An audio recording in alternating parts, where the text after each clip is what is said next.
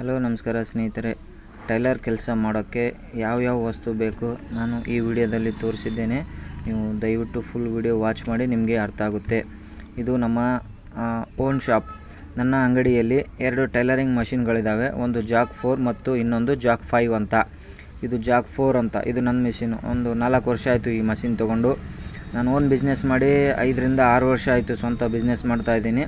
ನನ್ನ ಶಾಪಲ್ಲಿ ಪ್ರತಿಯೊಂದು ಬಟ್ಟೆಗಳನ್ನು ಹೊಲಿತೇವೆ.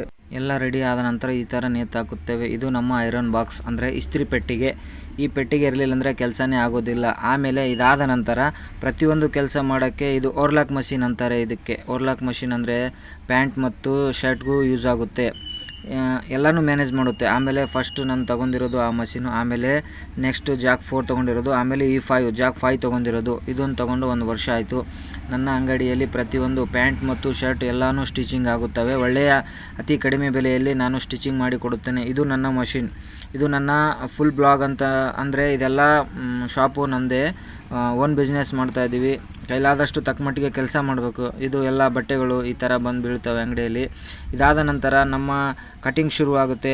ಇದೆಲ್ಲ ಬಟ್ಟೆಗಳು ಕಸ್ಟಮರ್ಗೆ ಪ್ರೀತಿ ವಿಶ್ವಾಸದಿಂದ ತಂದು ನಮ್ಮ ಹತ್ರ ಹಾಕ್ತಾರೆ. ನಾವು ಚೆನ್ನಾಗಿ ಬಟ್ಟೆ ಹೊಲ್ದು ಕೊಡಬೇಕು ಅವ್ರಿಗೆ. ಅಂದರೆ ಪ್ರತಿ ಒಬ್ಬರಿಂದ ಒಬ್ಬರು ಹೀಗೆ ಆಗ್ತಾ ಇರುತ್ತೆ, ರನ್ನಿಂಗ್ ಆಗ್ತಾ ಇರುತ್ತೆ. ಇದೆಲ್ಲ ನನ್ನ ಓನ್ ಶಾಪು. ಫುಲ್ ವಿಡಿಯೋ ಇದೆ ಇದರಲ್ಲಿ, ನೀವು ಎಲ್ಲ ನೋಡ್ಬೋದು. ಅಂದರೆ ಅರ್ಥ ಆಗುತ್ತೆ. ಅರ್ಧಂಬರ್ಧ ನೋಡಿದರೆ ಏನೂ ಅರ್ಥ ಆಗಂಗಿಲ್ಲ. ಎಲ್ಲನೂ ಇದೇ ಒಂದೇ ವಿಡಿಯೋದಲ್ಲಿ ತೋರಿಸ್ತೀನಿ. ಆದರೆ ಸ್ಟೆಪ್ ಬೈ ಸ್ಟೆಪ್ನೂ ತೋರಿಸ್ತಾ ಇರ್ತೀನಿ. ನಮ್ಮ ಚಾನಲ್ ಸಬ್ಸ್ಕ್ರೈಬ್ ಮಾಡ್ಕೊಳ್ಳಿ. ಹಾಗೆ ಪಕ್ಕದಲ್ಲಿರೋ ಬೆಲ್ ಬಟನ್ ಕೂಡ ಒತ್ತಿ. ಇವೆಲ್ಲ ಶರ್ಟ್ ಆದ ನಂತರ ನೇತಾಕ್ತೀವಿ ಹಿಂಗೆಲ್ಲ ಇಸ್ತ್ರಿ ಹೊಡೆದು ಐರನ್ ಬಾಕ್ಸು. ಅದಾದ ನಂತರ ನಾನು ಪ್ಯಾಂಟ್ ಶರ್ಟ್ ಕಟ್ ಮಾಡ್ತೀನಿ, ಅದನ್ನು ವೀಡಿಯೋ ಮಾಡಿದ್ದೀನಿ. ಇದು ಒಂದು ಪ್ಯಾಂಟು ನಮ್ಮ ಕಸ್ಟಮರ್ದು. ಯಾವ ಥರ ಹೆಂಗೆ ಏನಕ್ಕಂತೆ ಅಂತ ಎಲ್ಲನೂ ಮೆಜರ್ಮೆಂಟ್ ಮುಖಾಂತರ ತೋರಿಸಿದ್ದೇನೆ ಇದರಲ್ಲಿ. ಇದು ಫಸ್ಟು ಅಂದರೆ ವಿಡಿಯೋ ಬಿಟ್ಟಿದ್ದೀನಿ, ಆದರೆ ನಾನು ಫುಲ್ ಮಾಹಿತಿ ಬಿಟ್ಟಿಲ್ಲ. ಇವಾಗಲಿಂದ ಎಲ್ಲ ವೀಡಿಯೋನು ಬಿಡ್ತೀನಿ. ಮೆಜರ್ಮೆಂಟ್ ಯಾವ ಥರ ತಗೋಬೇಕು, ಮತ್ತು ಒಂದು ಪ್ಯಾಂಟು ಅಳತೆ ತೊಗೊಂಡು ಕಟ್ ಮಾಡೋದು ಯಾವ ಥರ, ಮತ್ತು ಕಸ್ಟಮರ್ಗೆ ಯಾವ ಥರ ಮಾತಾಡಬೇಕು, ಪ್ರತಿಯೊಂದೂ ನಾನು ಈ ನಮ್ಮ ಬ್ಲಾಗಲ್ಲಿ ಬಿಡ್ತಾ ಇರ್ತೀನಿ. ಸಬ್ಸ್ಕ್ರೈಬ್ ಮಾಡಿ, ನಮ್ಮನ್ನು ಸ್ವಲ್ಪ ಬೆಳೆಸಿ ಅಂತ ಕೇಳ್ಕೊತೀನಿ ನಿಮ್ಮ ಹತ್ರ. ಯಾವುದೇ ಕೆಲಸ ಆದರೂ ಆಸಕ್ತಿಯಿಂದ ಮಾಡಬೇಕು, ಶ್ರದ್ಧೆ ಮತ್ತು ಭಕ್ತಿಯಿಂದ ಕೆಲಸ ಮಾಡಬೇಕು.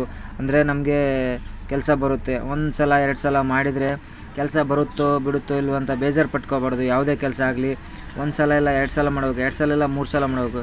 ಇಲ್ಲ ಪ್ರತಿಯೊಂದು ಸಲ ಟ್ರೈ ಅಗೇನ್ ಮಾಡ್ತಾನೇ ಇರಬೇಕು. 1 ಸಲ ಅಲ್ಲ, ಇವತ್ತಲ್ಲ ನಾಳೆ ಹಾಗೆ ಆಗುತ್ತೆ. ಒಂದು ಸಲ ಅಲ್ಲ, 1 ಸಲ ಸಕ್ಸಸ್ ಆಗೇ ಆಗುತ್ತೆ. ಅಂದರೆ ಆ ಸಕ್ಸಸ್ಗೋಸ್ಕರ ಕಾಯ್ಬೇಕು ನಾವು. ಅಲ್ಲಿ ತನಕ ಕಾದು ಕೂತ್ಕೊಂಡ್ರೆ ನಮಗೆ ಒಳ್ಳೆ ಲೈಫ್ ಸಿಗುತ್ತೆ ಮುಂದೆ ಅಂತ ನಾನು ಹೇಳೋಕ್ಕೆ ಇಷ್ಟಪಡ್ತೀನಿ.